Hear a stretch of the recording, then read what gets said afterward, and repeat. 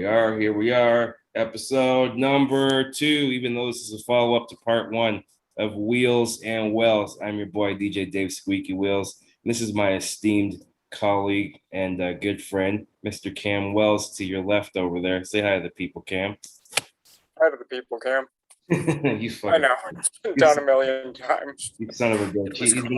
He's been annoying me all day with his sarcasm, you guys. I'm usually the one that annoys, but it's funny that we literally switched roles today. Which them? You can barely digest them. I know, eh?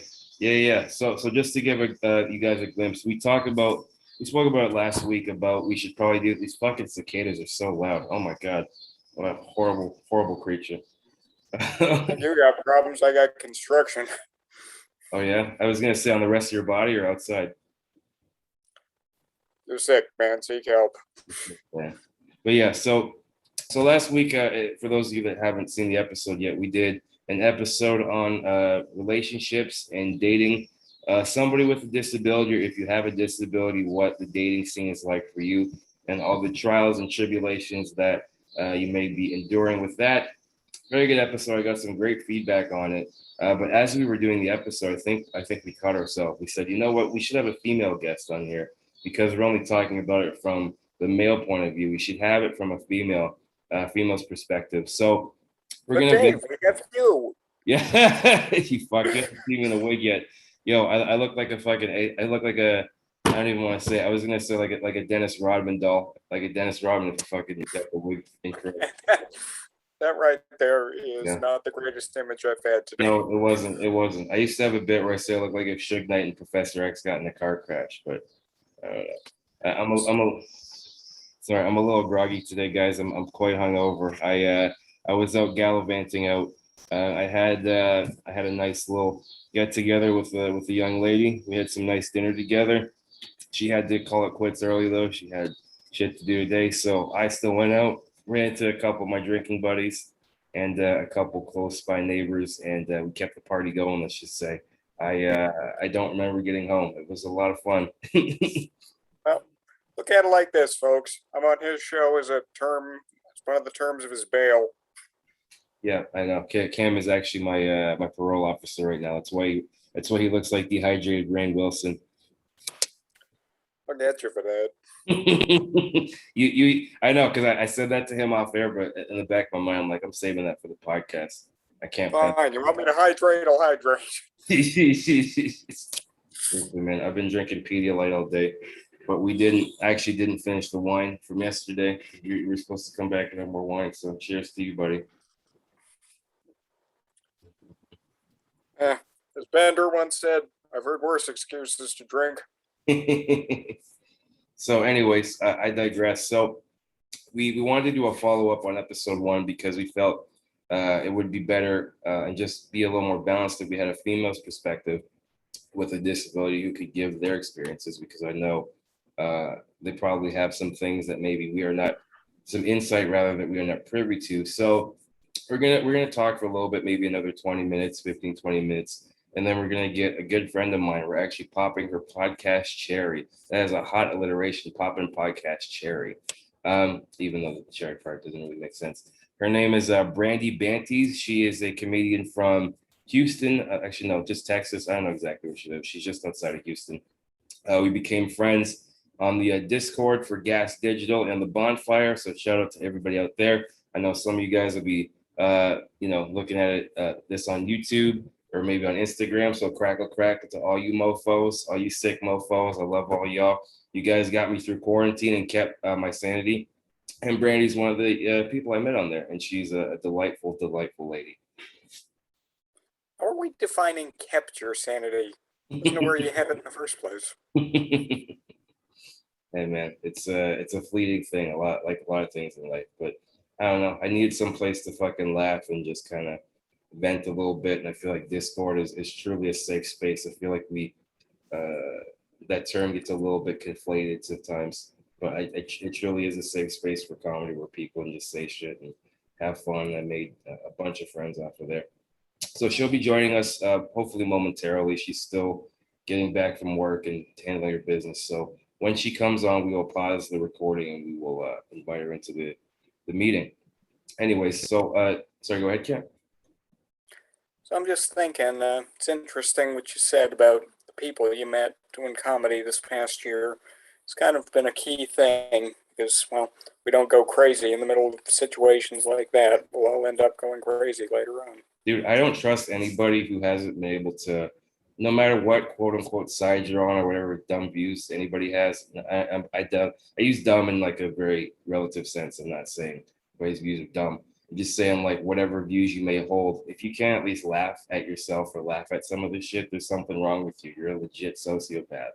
And I think the people that sometimes use uh, tragedies or situations like this and they can't laugh at it, or they have to just kind of live there just to kind of give meaning to their existence, says a lot about character and says a lot about them. I know for certain people, this is like their whole identity, for lack of a better term. And I don't know. I've just been laughing since day one because what are you going to do? Couldn't do anything. Well, tragedy's a place we all end up visiting, but as residences go, kind of sucks. Yeah, yeah, for sure. So we were talking off air. You wanted to bring something up just about a recent revelation you had with your dating life, or just kind of like a thing you wanted to share. Well, it's just a thought I had about how sometimes a person with a disability can cling to hope a little too much, get strung along. There's someone I've known a while now when she has an interest in me, a fairly obvious one. Trouble being, she's involved with someone. So she said something that was kind of hurtful from my standpoint, which was, I'll keep you in my back pocket if my relationship doesn't work out. It's not an okay thing to say to a person, Well, like but she's there giving are, you a bone or something. Like, what do you mean, her back pocket? yeah, it's sort of waiting in the wings mentality. I mean, for someone with a disability, they're sort of stuck in that hope, that ideal person. They might actually tend to cling to that. And I've seen this way too often. People saying to themselves that this is the best they'll ever do. So if somebody shows me a flicker of attention, I'm going to grab onto it. Yeah, I mean, especially in mental health and addiction problems. I mean, if an addict says they're interested in you, for example, they might actually believe that in the moment. 10 minutes later, I don't remember saying that. Or what are you talking about? I never said that. Someone with a mental health concern, well, they might think it's perfectly okay to just string someone along.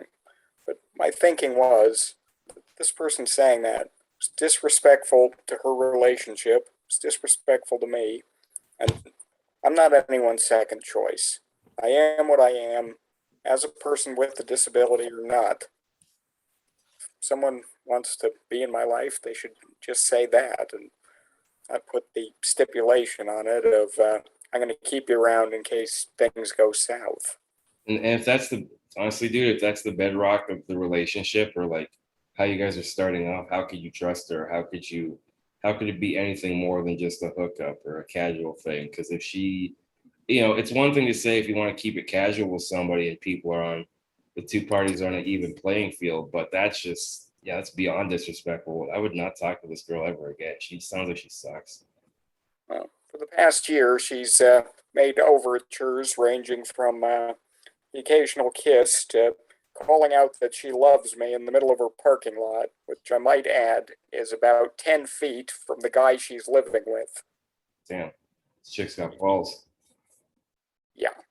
Well, it's not. So my point in bringing that up is not to try to offend this person on the off chance she'll ever see this, which I don't think she will. But it's just that, well, it's not okay to do that to anyone, whether they have a disability or not.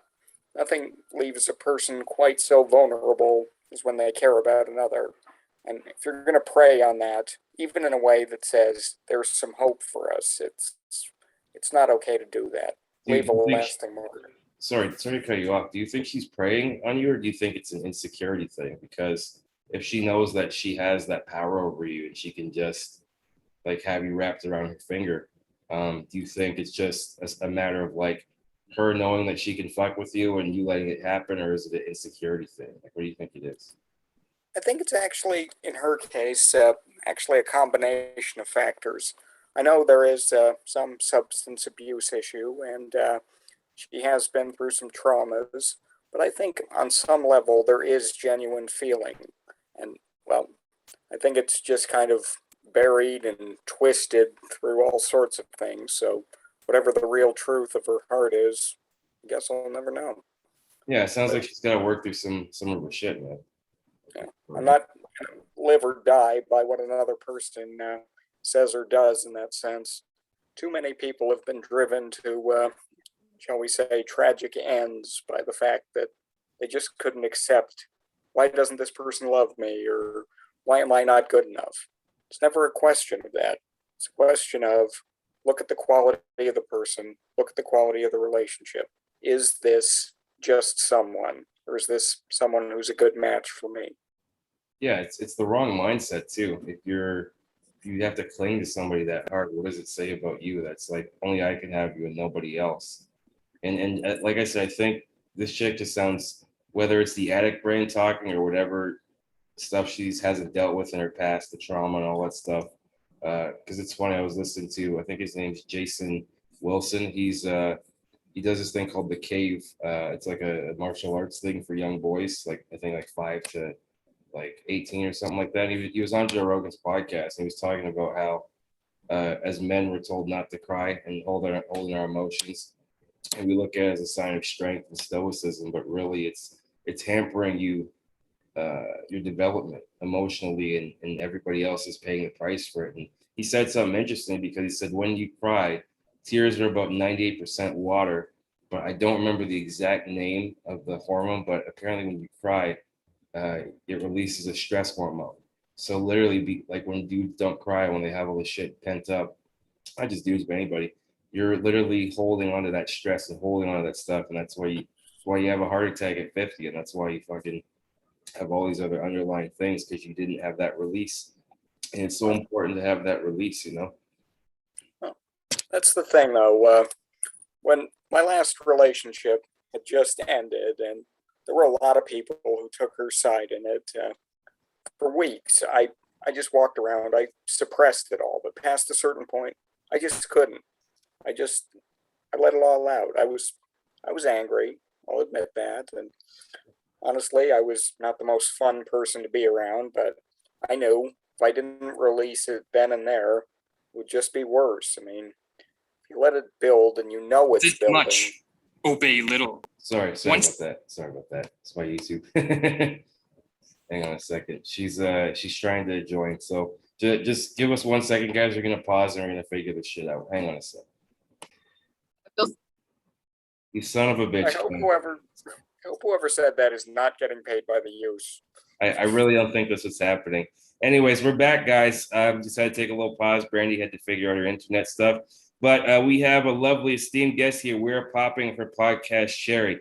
Everybody, please give a warm round of applause wherever you're listening from around the world or wherever to Miss Brandy Bantiess, everybody. My lovely American friend who I met over on the Discord, and we share a love of very, very dirty jokes and naughty language, among other things. This is true. Yeah. So yeah, Cameron. Sorry, go ahead. Yeah. It's just if you want to take the segue in here, I was just going to fill her in a little bit about. Yeah. No, I'm not much of a Segway person. More of a fucking scooter guy. That's your own fault. But we were actually talking about the idea of someone with a disability in a relationship allowing themselves to be strung along. Like, I've had someone recently say that if her relationship she's in at the moment didn't work out, she'd keep me in her back pocket. And I was speaking to how that's just not okay. No, not at all. That's not okay, disabled or not disabled. That's just good. Yeah, apparently. Sorry, go ahead, bud. Yeah, the mental health impact on that alone could be pretty long term. I mean, Yeah. You put your hopes in someone, and well, they mess with your head, can lead to this underlying sort of thinking that says, why am I not good enough? Why am I not accepted by this person? What Right. must I do to be that? I'm very different than other people, I guess. I just Good. don't, I've been don't really get, well on that show. I just don't care, and I haven't cared for a long time. I didn't care before I lost my leg. Like, I was just me all the time, like, you get what you see kind of person, and call you on your bullshit when I see it. I have no reason not to. I'm an honest person, so I just hold people to that standard also, the very least. Yeah, no, it's why we've always gotten along, and I love your fucking spunk and your gumption just in that regard. But since people are just, this is your first podcast you ever done, just give the people a glimpse into if you don't mind talking about like how you did lose your leg or what the journey from that was. So I have an autoimmune disorder called lupus. I have Okay. SL lupus. And my lupus causes a few other autoimmune disorders to happen. So they all fall under the same umbrella. They're happening, and lupus is really just the cause of them all. One of them is called CAPS, catastrophic antiphospholipid antibody syndrome,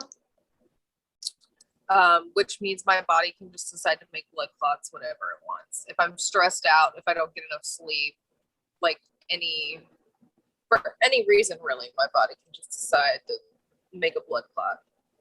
So I have to take blood thinners. In addition to that one, I have another autoimmune disorder called Raynaud's, and that one is affected by the weather. So if I get cold, my veins constrict and like twist. Your weather veins? Yeah. Like Let the ladies speak. I couldn't help it, sorry. My dumb brain. Sorry, continue. Yeah. And then there's one that just causes my eyes to be dry all the time and me to have super dry mouth. So I have sandpaper mouth, so nobody will ever want a blowjob from me anyway. Guilty. My boyfriend's like, if I even do it. So yeah, no, that's actually an interesting story. So it's like it's a culmination of things, and it's just kind of is it progressive or it's like degenerative or like can it be treated basically? So I'm on a few different medications to just manage it, but that's all they really do or can do. Like lupus is like AIDS. It's forever. That's awful. I shouldn't have said that. Yeah, I was just it's herpes, not AIDS. AIDS is treatable now. The thing is, what I always say on my show is there's always a step being taken towards a cure. I mean, improve quality of life. That's it's key. But yeah, I think a lot of the stuff that I've learned just from like lupus, a lot of it has to do with your diet. Like, it's not like your attitude, but your diet also affects your attitude and how much you want to get up and do and all that kind of stuff. So you kind of have to be super vigilant and on top of almost everything to make sure that I'm like at a steady incline. Yeah. Diet can impact your mental health significantly. I mean, for sure. You've got good energy and you've gotten yourself enough rest and you're ready to take on the day. Chances are you'll have a better outcome.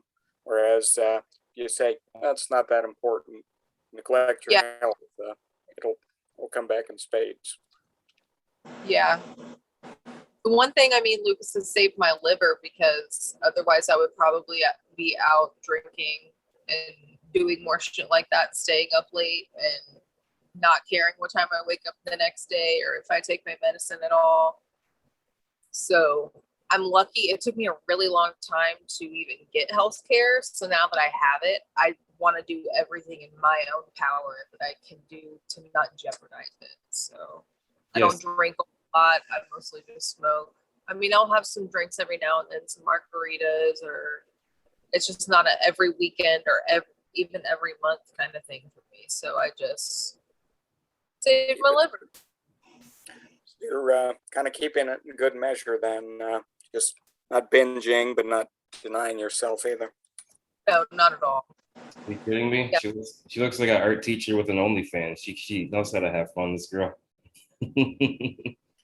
That's me. Oh, Send me yeah. your dad's number. Fuck yeah. Fuck yeah. So getting back onto like the main topic of this podcast, as I mentioned in the intro, we did just on like dating with a disability, like dating somebody or having a disability and being out in the dating world and getting into relationships, but we didn't have the female perspective. So that's why we brought you on. What would you say, like when you started to use your prosthetics and stuff, did you notice a change in like just like the dating world and like how people perceived you, or like what stood out to you the most? It was different. But like I said, I also just don't give a shit. So really it became a great like standard. Like if you're cool with it, cool. I'm if you're not, then I don't want to talk to you anyway. Like bye. There's a million, like I don't care. And I was really lucky. I was over like Tinder and all that bullshit, and I was really lucky. And my boyfriend is somebody that I've known since I was 16. We started dating. So you're over Tinder? Don't you Yeah. miss all those robots and scam artists, all that fun stuff? No, not at all. Not at all. Before Tinder, I didn't know that hot girls were in fact in my area, and they're all Asian. Yes, and no need for a credit card. No need. Just have to go baby to bit.ly www.zzz. You know, you can only come here in a crater.com. Oh, But go ahead. No, you go ahead. You first. Just wondering, with the situation I was mentioning earlier, what do you think about that? I mean, from the standpoint of the impact of having your hopes up on someone as a person with a disability in terms of relationships. I mean, has there ever been a time that that it has impacted you or changed your perspective? yeah, I guess slightly. But like I said, I also really just don't give a shit. So if I can even, if somebody says it doesn't bother them and I can just see their behavior and if they're just saying one thing and feeling another way, like I can tell, it's like an easy bullshit meter. So I kind of learned to appreciate it in that way. It's kind of like me having kids, except I don't have the fucking kids. My baggage is very lightweight. Well, at least you own it. I see so many people saying, "Oh, I didn't get this date because of my disability," or "Oh, I'll never find the right someone because no one can understand my situation." I hear that Right. so often. People just not trying. Are people just being closed-minded? And that's just not a person I would want to even talk to anyway, or even be friends with. Like it's pretty difficult for me to not open my mouth. So I just have never gotten along with closed-minded people. So never want to even hang around them as a friend anyway. So In fact, just this morning, I was talking to someone who was having some problems in that area. Her ex-boyfriend sort of let her disability sort of get to him. He's got one too, but she really she took it from the standpoint of, if you're going to accept me, you're going to accept all that I am, including this one piece of who I am. Yeah. and also understanding that you are not just that.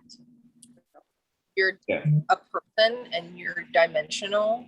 So it's not just, you're not just your chair. You're not just whatever is making you sick or whatever it is that's affecting you.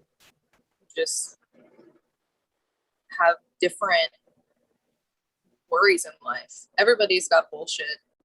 Yeah. And It's No, like I was gonna say, I think society can be dismissive, or that's why we wanted to do the show in the first place, to really talk about these kind of things that most people have no idea about. Like even just the way I get up out of my chair, I have a little trick I do where if I fall on it actually happened when I was in high school. I was getting changed in like the dressing room and I fell like backwards and stuff. So like it's funny. I'm kind of like Jason Bourne in the sense like when I was when I yeah, not in any of the karate or the cool marksmanship, none of that shit. Just like how it relates to this. But when I was like in kindergarten, Mrs. McTavish's class, they basically made me learn how to fall. They taught me how to fall, and basically, no matter what I do, or like depending on the proximity or my position of where I am at the moment, I'm always falling on my back because when you fall forward, you're more exposed, and that's when you have a greater chance of a worse injury. Yeah. So, More coverage on your back and less of a chance of hurting something that doesn't have as much protection. yeah. No, I think they were just prepping me for anal in hindsight, but I think that was a whole different thing. Well, back to the topic at hand. Before I'll let that joke die. I'll let that joke die. Sorry. Well, Keeping us on track, Yeah. teacher. yeah. I Before know. we got You into got Dave's you got the butt three dimension, glasses too. It's perfect. someone I interviewed once said to me that the wheelchair is how she moves and gets around. It's not who she is. And that Yeah. really stuck with me. You wake up in the morning and you're not in your chair. I mean, unless you are, in which case I'm assuming you had a wonderful night the night before. Yeah, I mean, it's not a part of you. It's just It's an appliance. aid. As much, it's a mobility aid as much as glasses are, as much as braces. Like, Yeah. it's not any different. The And trouble, it is just, it's such a stigmatized thing because people are afraid to admit that they're as close-minded as they truly are. Yeah, it's a harsh reality, but I also think people are not like I don't get mad at people if they don't know how to behave around me or if like I'm with somebody else. Yeah, Like, it has nothing to do with that. No, it doesn't. My question to you is this though, like so Cam and I were talking about last time about how I find like what in terms of my method, I have to go up and approach people. And like you said, when you own your shit and you just don't give a shit, people are more than likely to kind of reciprocate the feeling. Now, is it dudes coming up to you and like talking to you, or do you have to initiate the interaction a lot, would you say? No, I think people sent me more messages than I sent out, and that's like weird. It sounds weird saying that, but I am also, like I said, I have a great bullshit meter. I can kind of tell in a few pictures I can tell. And I really haven't had a whole lot of issues, but there was this one guy that really was saying that he didn't care at all. But he just did weird shit. Like, I don't know. Almost made me feel like it was too much to. This was when I was still just using my chair. I didn't have my leg yet, but made me feel like it was too much. In which, like, even before that, like I explained, like I'm pretty mobile. Like I can pretty much do everything myself. All I need you to do is put the chair in the car and get it out for me, and I'm good. Like that's all you have to do. Yeah. It was way too much. Apparently somebody carries his groceries inside for him every day. He doesn't have muscles in his fucking arms because he's a lazy little bitch. So that like things like that answer my question for me. Like I don't sit there and fucking wonder why. That's a waste of time. Yeah. Because I'm not the reason why. It has everything to do with that person. So not my business. That's some shit you have to work on yourself. Something I've seen a lot of lately, and this is something I've been speaking out about, the idea that everything a person with a disability does is meant to be inspirational. I used this example in my course. It's not inspirational when a person with a disability gets up in the morning and makes toast. That's called breakfast and eating. Yeah. That's something that everybody does. Why is it special? Because I did it. I have to eat before I take my medicine. Otherwise, I won't be functioning as a person. So, But this can play into relationships a lot. I mean, yeah, if you get someone who starts off with that pity or compassion mentality, look at me, I'm so great being there for the person with the disability. Yay! yeah, I've seen that way too often. Then they try and change it. I mean, my ex, perfect example. She, without my permission, I might add, tried to faith heal and pray my disability out of me. Nothing, nothing says I love you quite like trying to fundamentally change who and what you are. right, yeah, I was gonna say, yeah. did she also like put leeches on you and fucking do like the weird drink baby's blood in Africa? Dude, I All of would not you date put some it past kooky her. I bitches, dude. honestly would not. You date some That's kooky chicks. Holy fuck. they weren't praying to all of the dark lords and Satan. I know, right? I think we all got this way because fucking God hates us, right? Light Darkness and I are on fine terms. Next month, we're going on a tour of rocking chairs in the Midwest. Yeah, I'm gonna hit every Cracker Barrel. Yeah. Been there, done that. It's not very inspiring. No, not at all. Listen to so much. Okay, so, like, what the hell were we just talking about? You're I don't asking me, dude. Both of us. I don't know. I'm a little high, but I think here's what I think we were talking about. We were talking about relationships, and I asked if like the dudes come up to you and approach you, or vice versa.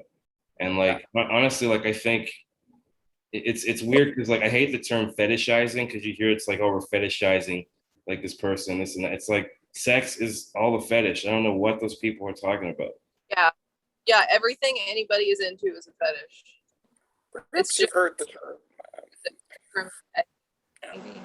You ever hear the term inspiration porn? All right, yes. Yeah, that's something we've long gone to too much as a society. Just looking at the disability first and the person second. I mean, that can be very damaging in a relationship. I think if you just look at it from the standpoint of, oh, they try so hard, they deserve my love and affection. Love them as a person, not a condition. I think maybe I know what standard the people that I actually give a fuck what they think is and what they expect of me, and I would never want to let them down. So I've just never been that way. Like, but everybody is different, and there are some people that do need to wake up every day and have some words given to them in whatever way that motivate them. And that's not everybody, but some people really do need that extra encouragement, and that's fine. That's the way that you're going to cope. Or I don't know, just whatever makes you move, man. It's whatever keeps you going, whatever keeps you going forward and making progress. That's what you should do, no matter what it is. It's fine if things like that get you started. Like if you need encouragement to find your center and to get up and do something, but it can't be the end all be all. You have to recognize at a certain point that you are a capable, worthwhile person too. Yeah, for sure. I think because I was so independent before I lost my leg, that was really helpful to me. I've always had to do for myself. So that's something you don't want to lose. It feels good being able to do things for yourself, or at least I feel shitty even having to ask for help. Yeah. I'm getting better, working on that, because sometimes you need the help, but you also need to fucking just do it. Yeah. For lack of a better term, I agree, but like fuck, I forgot my point. I'm too high.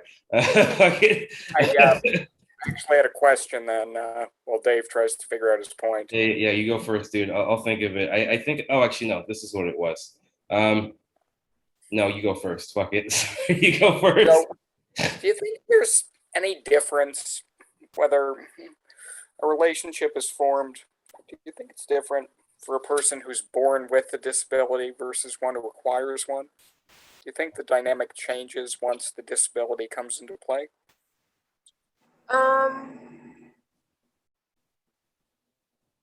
Possibly, and I say that only because people that are I feel like maybe people that are born with disabilities have a longer time to be able to learn how to cope with whatever circumstances they're in than somebody that just randomly has an accident or something like that. But anything like that, it doesn't have to be one event that's traumatic. You can have trauma just from being born with a disability, because not everybody has great parents and wants to even be helpful.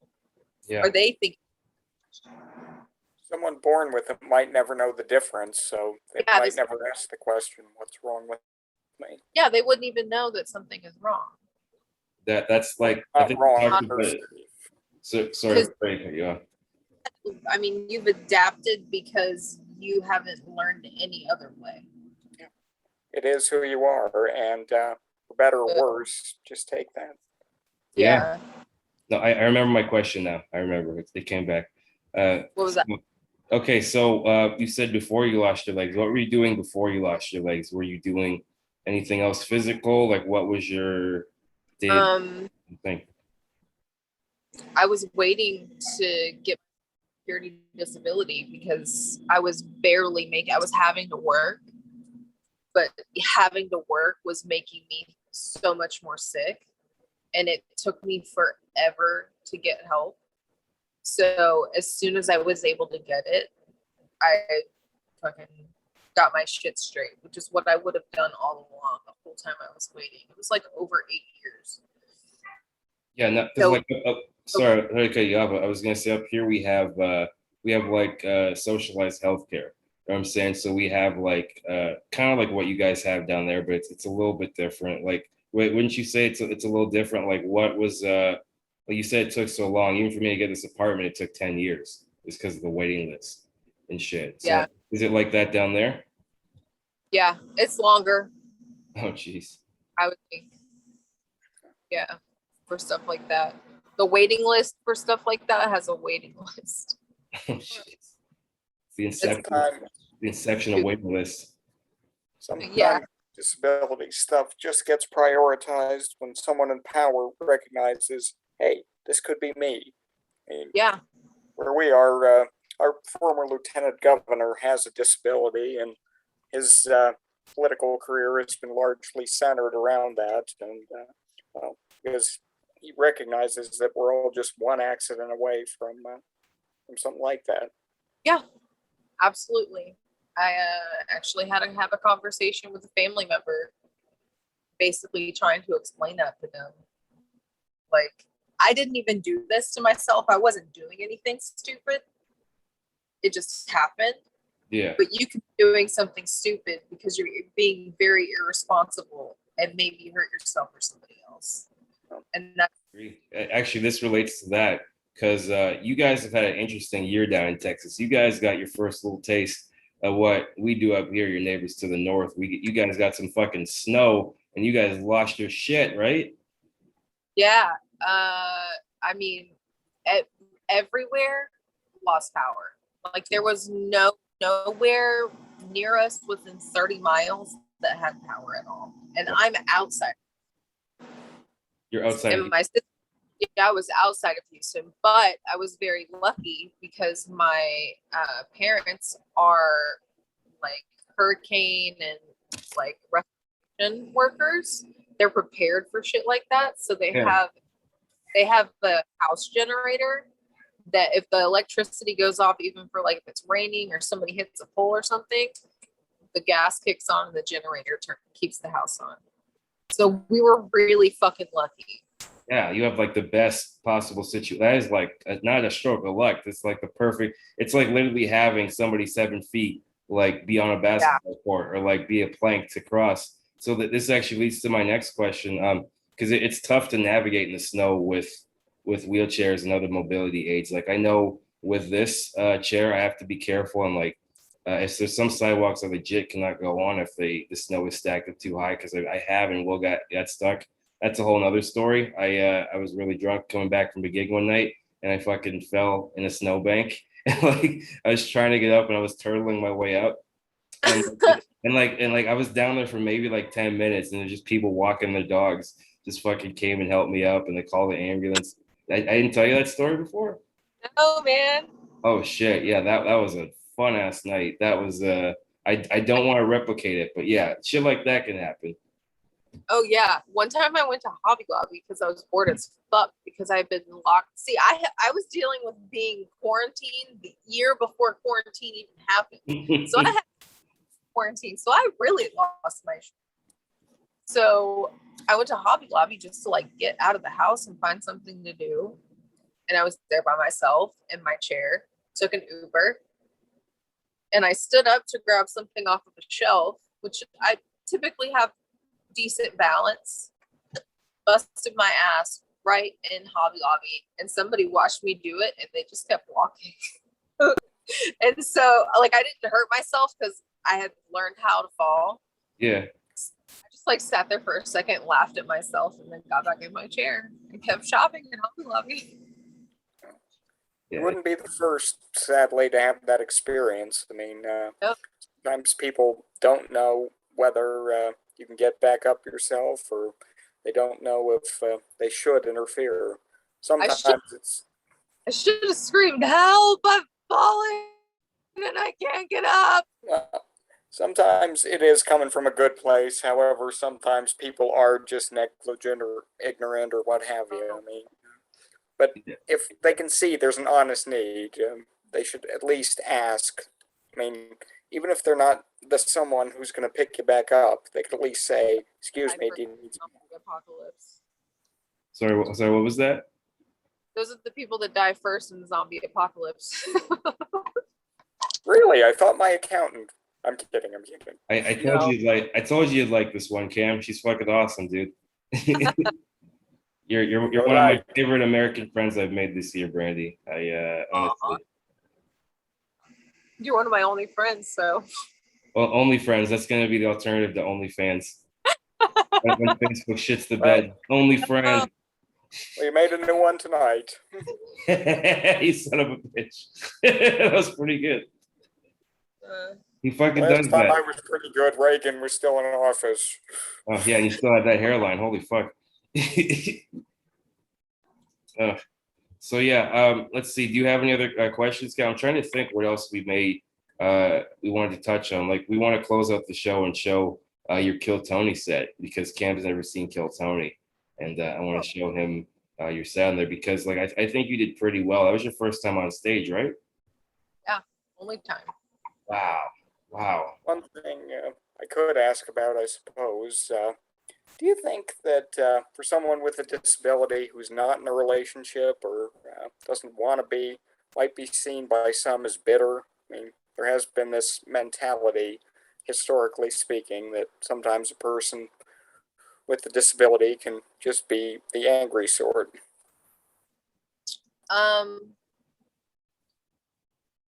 Yeah, like they're all kinds of kinds, dude. Like it's some people can handle it and some people can't.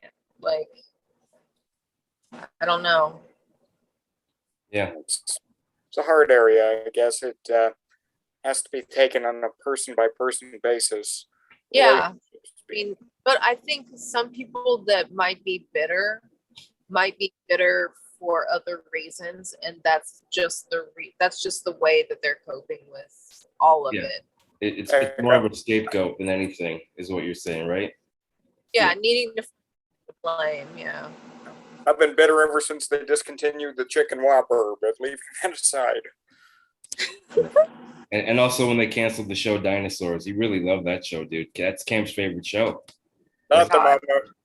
Not the mama. Not the mama. Holy fuck, I love it. I do have some impressions. Sorry, what's that? Said I do have some very random impressions. Oh, I bet. God. Is one of them a melted Nicole Kidman? No. But if she's going to do that, what shall we close the show? Jesus. Life finds a way. Mr. Goldblum, you don't want to be doing that because I'm making an offer. Yeah, I can't do that. I can't do that. No, no, that's where I draw the line. That's where I stop. All right, Where I why cut do you you knock off. over the camera? Fuck, dude. So yeah, sorry, go ahead, Brandy. No, I'm sorry, I'm yawning. Excuse me. No, it's okay. Like, yeah, we're gonna show your Kill Tony clip right here just to kind of give people a glimpse, and then I think we're just gonna, Here to watch it with people. yeah. No, it'll be all good. Jeez, man, how many things you bookmark? A million, dude. A million. I have such ADD. It's ridiculous. You got to get you a hobby. This is my fucking hobby, dude. I have many hobbies, just none of them I can talk Okay, about. we need a hobby that won't slow down your computer. It'll be all right. So yeah, this was Kill Tony. This is because they added a second show in Houston, right, Brandy? Yeah, they had two. I Okay. went to both. Oh yeah, how were the shows? Were they like bumping? The first night was fun, except Tony a little annoyed and bothered that so this venue has more than one room. I think there's three rooms and then the upstairs patio. Okay. And San one Antonio. bar, they were having an emo night. So the DJ was going in there and you could hear it in the big room where Kill Tony was happening. So you could tell Tony was a little annoyed by that. But the show was fun. It was great. I was actually hanging out with some people that I met in the Kill Tony Discord that weekend. That's And awesome. yeah, I hung out with them at their Airbnb, and then we went to the second night. And I don't know if they said something to Tony. I don't remember saying that I wanted to do comedy with Tony, just that I was really thankful for them. It made me laugh and give me a great perspective on how to deal with everything that I deal with. I love them and they're hilarious. Yeah. And then Tony, like I've never seen this on Kill Tony. Tony just invited me on stage. Like my name wasn't pulled. It wasn't. So I kind of feel like that might have been my make-a-wish. Or your take a wish, as my friend Johnny P used to say. My make-a-wish is that Dave gets a sense of humor, but leaving that aside. Yeah, shit on Dave. You saying all the funny clips. Just kidding, man. So yeah, this Think is you got problems. I've been putting up with this for over a decade. for over a decade, Brandy, and he still keeps coming back. I'm literally, I'm his annoying little brother. He can't get rid of. Period. It's not for a lack of trying. Sorry, what's that? It's not for a lack of trying. Oh no, I was asking her. Sorry. Anyways. Nothing. I was just saying you and your chair can travel faster than him. This is true. We've tested that theory. So, anyways, this is Kill Tony 429 in Houston, and this is your very first time doing comedy in front of the internet and the entire world. So, yeah, I hope you enjoy this. We're gonna play a little bit of the interview after because Tony fucking was on fire this night. And these two guys are the band member guys, and they have a new band now, but they used to dress up in characters and do improv. They don't have that now. Anyways, here we go. Kill Tony Houston. And both shows here in Houston. She didn't get pulled out of the bucket, and I would just love to see her. She's very excited to try stand-up, I do believe, for her first time. What's that name? What? Bantiess? Brandy. Very good. Brandy what? Brandy what? Brandy Bantiess. Well, let's do it, ladies and gentlemen, shall we?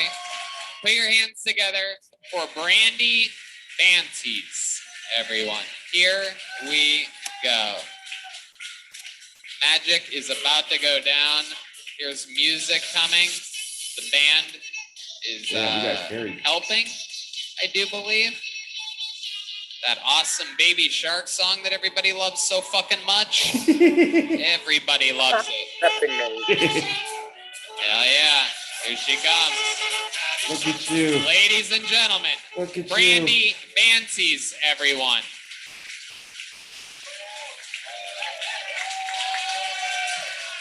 Houston, this is it. Your final comedian of the night, Brandy Bantiess. Give me a second. I mean it. This is really your final comedian of the night. We've had a lot of fun here. We just did 3 Kill Tonys here in Texas. It's incredible what we have accomplished. And I present to you your final comedian of the night, Brandy Bantiess. I got an Android, so my fucking phone is slow as shit.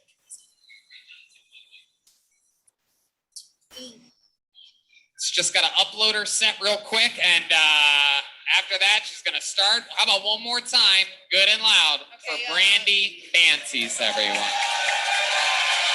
Yeah, like 4 applause breaks. Holy shit. As the Houston Hopscotch champion, I'm going to have to ask you guys to all please be respectful, stay seated. I prefer sit-down comedy only. I have body dysmorphia. I physically identify as 5'3" and not 5'9", and you guys caught me in the middle of my transition. That's really how you guys know it's real. You're willing to cut part of your body off for it. You know those people at the Renaissance Festival want to pretend to be a pirate? They just put on a fucking eye patch. Well, you know, those fuckers don't have fucking commitment, okay? That's all I got. There you go, 54 seconds from Brandy Banshee, everyone. Brandy Banshee. Brandy Banshee. I actually like that better, Brandy Banshee. That should be your name now. Hey, don't be insulting the guests. Not insulting. She's a comic. Fuck yeah, Brandy. Is that Right, as you claim to be. Yeah, you've seen me. You've seen me before, dude. Come on. Hold on to Yes, that I'm a microphone. heckler Talk on right your now. DVD. He is. Yeah, she is a heckler on my DVD. I forgot about that. To the end of it. How are you? fuck. How are you? That was your first time doing stand-up comedy, correct? Yeah, dude. Hell yeah. How did it feel? There you go. That's, again, I mean, Jesus fucking Christ, Red Band. You think he's the one missing a leg over here, am I right? Anyway, so Brandy, welcome. That's your first time doing stand-up. Where are you from? I'm originally from Columbus, Ohio. Originally from Columbus, Yeah. Ohio. Fuck yeah. How about now? Yeah, dude. I live in Houston. I've lived in Houston since I was like 15. Oh, okay. So you are from Yeah. here in Houston. Yeah. Very cool. Very fucking cool. So what happened with your leg? So I have lupus, and Oh wow, I have a friend that has lupus. His name's William Montgomery. Yeah. Do you know that? I heard. So just for some context, Cam, they have regulars on the show, so they come up every week and do a minute. And there's this one regular. His name's William Montgomery. He's this big, heavy set, redneck-looking trucker guy, but he's like got kind of a Zach Galifianakis style. And his whole style is going up on stage, saying the craziest shit imaginable, and just lying about everything. Like, he defies all the rules of comedy. He just lied. He said he had like Legionnaire's disease for a week. He had diverticulitis. He said every fucking disease in the book for a span of 2 months. So that's what they're. He's got Three Stooges syndrome like Mr. Burns. You fucking asshole. Anyway, yeah, we'll play a little more of the interview and then we'll wrap up. 1 sec. I talked to him last night. We talked to him on the Discord. He was Oh, you hanging did? out with us. Yeah. Oh, cool. We were hanging out That's with him fun. for a while. He has a lot of ailments. We never see Yeah. any of the side we talked effects. about his Legionnaire's disease. Oh, okay. I miss him. Hell yeah. So lupus, what is that? How do you get that? A wolf It's- bites you on It's a genetic disorder. It's Genetic? You were born with it? Yeah. It's like in your DNA. It'll show up for no reason. It's an autoimmune disorder, so basically your autoimmune system attacks your body. Right. Yeah, Right. so Hell yeah. That's interesting it's stuff. fucking cool. My body kills itself. Fuck yeah. Absolutely.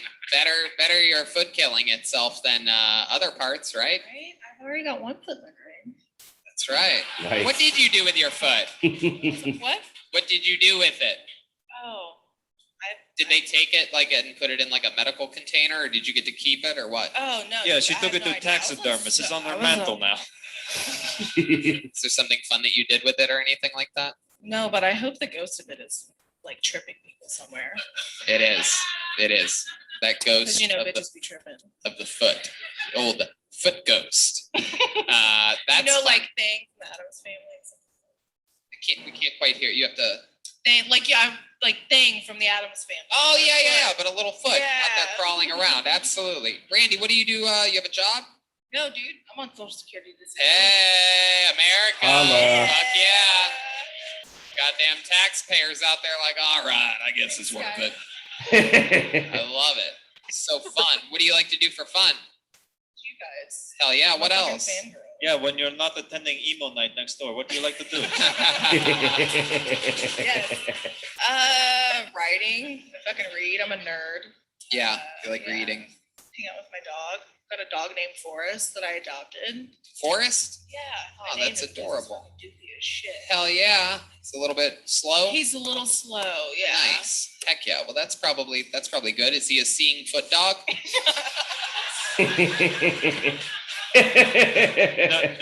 Does Forrest call you Lieutenant Dan?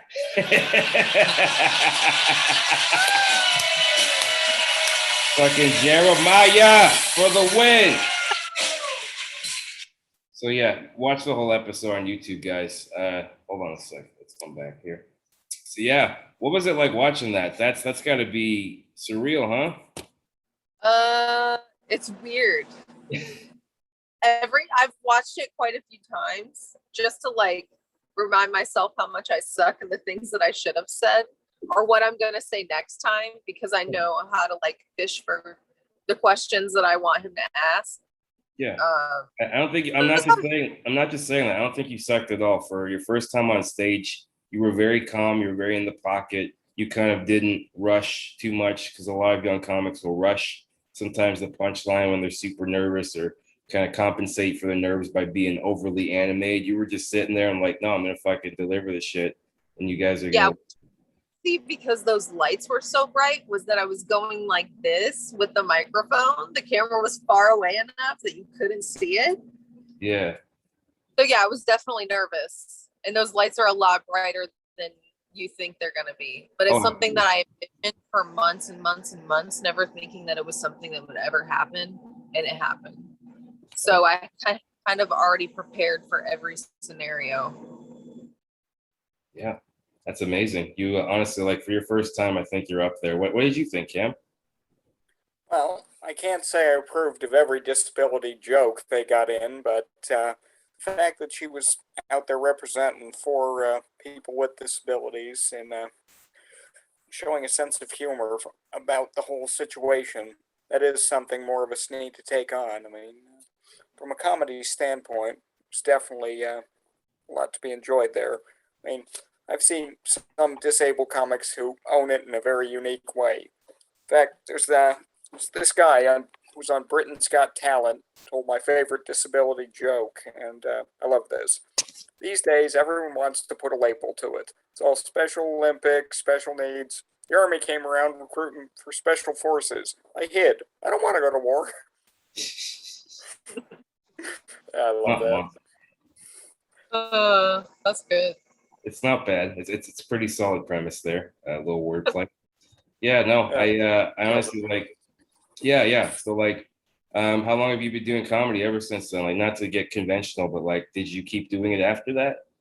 I've continued to write, especially about stuff that like happens to me like out in the world. Yeah. Like, I have more odd experiences or funny or pleasant experiences, like just doing my thing out in the world.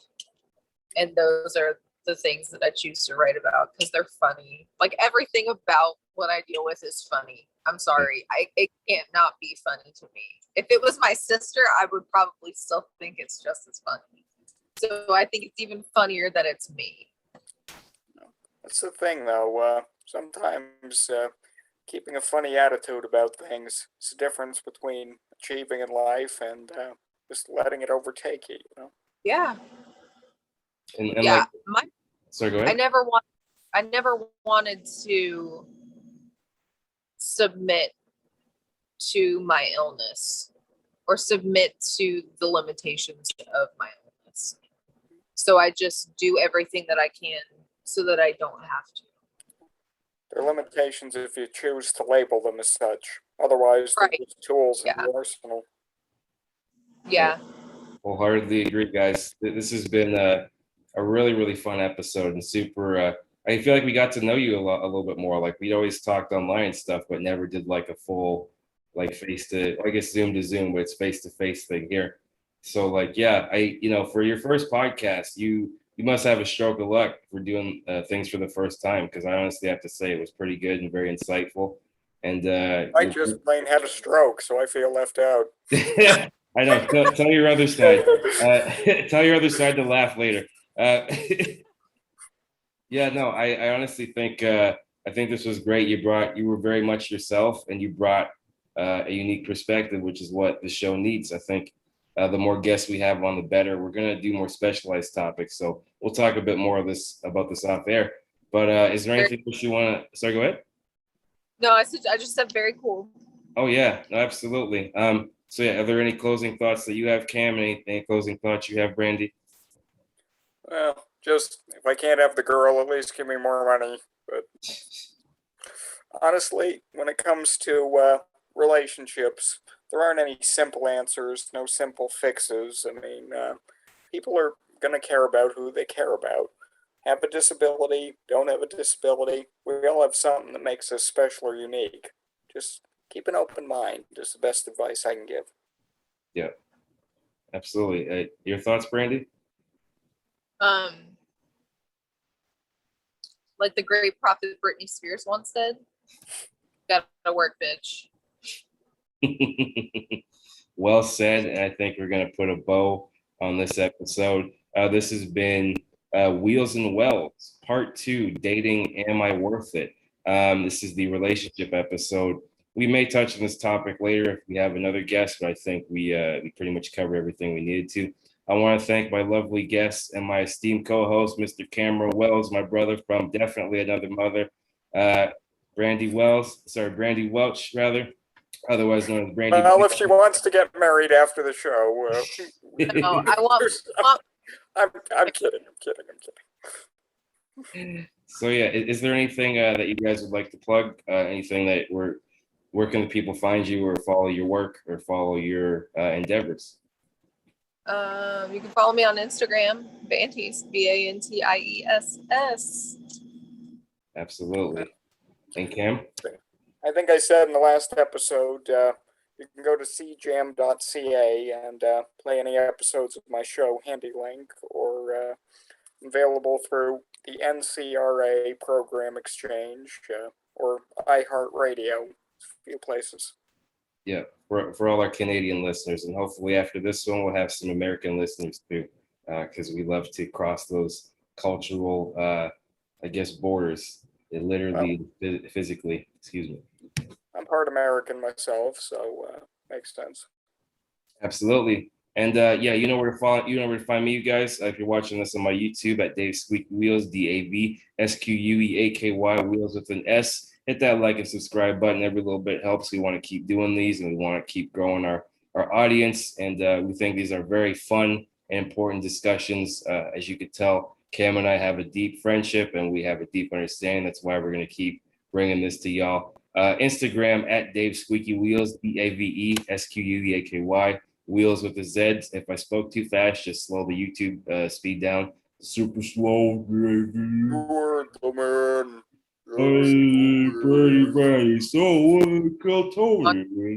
You like stumble into a wormhole or something? I know. I will after this. Yeah, just all my stuff there. Those are the primary ones I use. Again, I'm on Cam's Facebook. All that good stuff. Yeah, I loved having you on, Brandy. You were awesome. Cam, as always, my brother, I appreciate you. Just stay on the line for 1 second. We're just going to stop recording for now. Wrist it, you guys. Take care. Don't hit that fist. Hit that motherfucking wrist. And hit that motherfucking like button. We'll see you guys after. Bye-bye.